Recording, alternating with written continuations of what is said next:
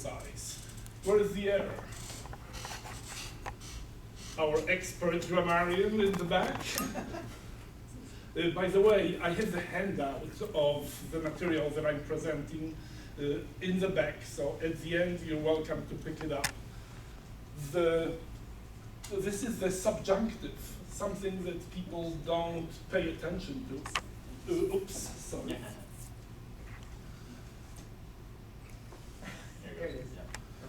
The correct statement should have been, if I may, I suggest that two volunteers be our grammarians rather than are.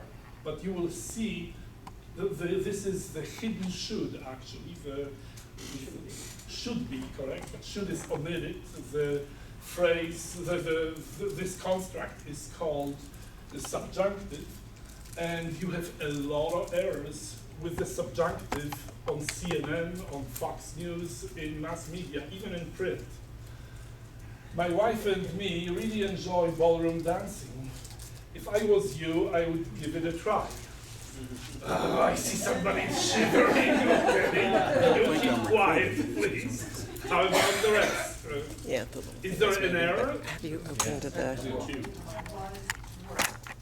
Was correct. If okay, if I were you, yes. Another example of the subjunctive. That's it. My wife and I, absolutely. Incidentally, this error, my wife and I, this type of an error, was recently committed by Hillary Clinton in the debate. She said, I quote, between Bill and I. And this is something that you will hear quite often on CNN or Fox News, as I mentioned. It looks like Hillary is getting the Democrat nomination, doesn't it? Is there an error here? Grammatical error? This is a tough one. Will get? Actually, the phrase, it looks like, the like is a problem. It looks as if is the correct phrase. If you, I will share another great tip.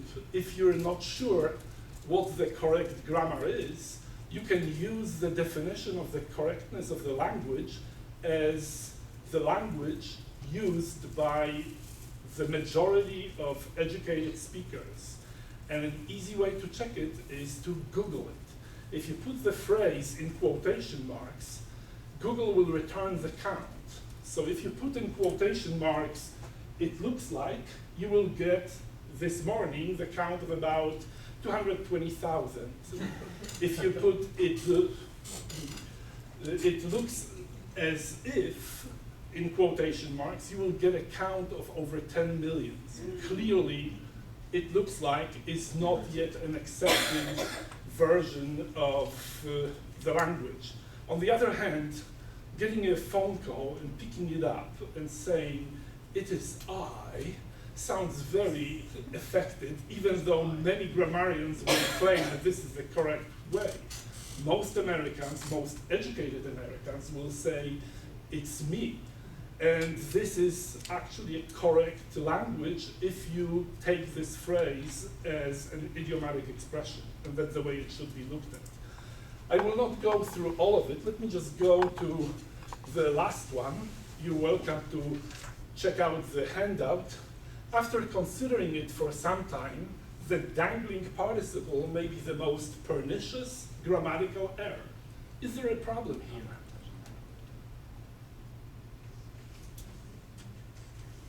The problem is the most pernicious grammatical error, the dangling participle.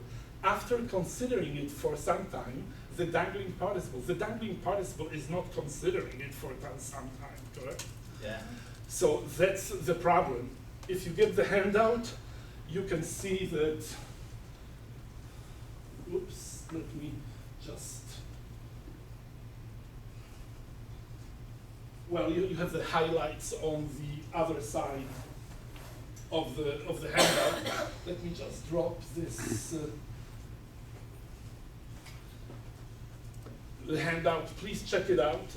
I believe that clubs actually need 2 grammarians and let me tell you why. In practically speaking, Toastmasters Club at Pratt School of Engineering at Duke, 50% of the membership are foreign members, foreign-born members, and they need special treatment. In foreign-born speakers, even when they are good, don't get enough attention of a grammarian.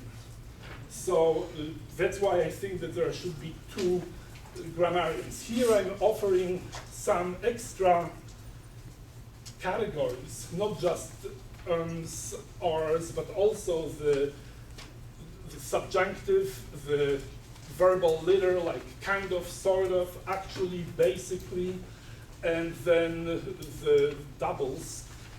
On the other,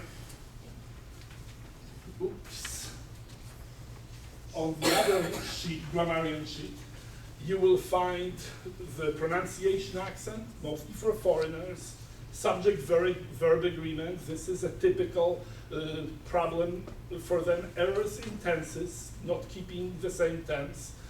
Something that I still suffer from, the articles. There are no articles in Polish language. Some, much, a lot versus many. So countable nouns versus the mass nouns, and the misplaced dangling modifiers. On the other side of the handout, you will have a description of each error with examples. And I love the quote from Pablo Picasso: learn the rules like a pro so you can break them like a pro. So it ain't gonna happen is a violation of grammar, but sometimes it's actually a perfect statement to highlight and to change the rhythm.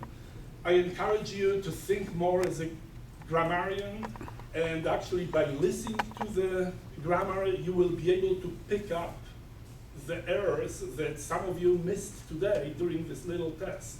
When you go through the test, you have the spots where the errors are highlighted on the other side, and then the categories of the errors explained on the handout.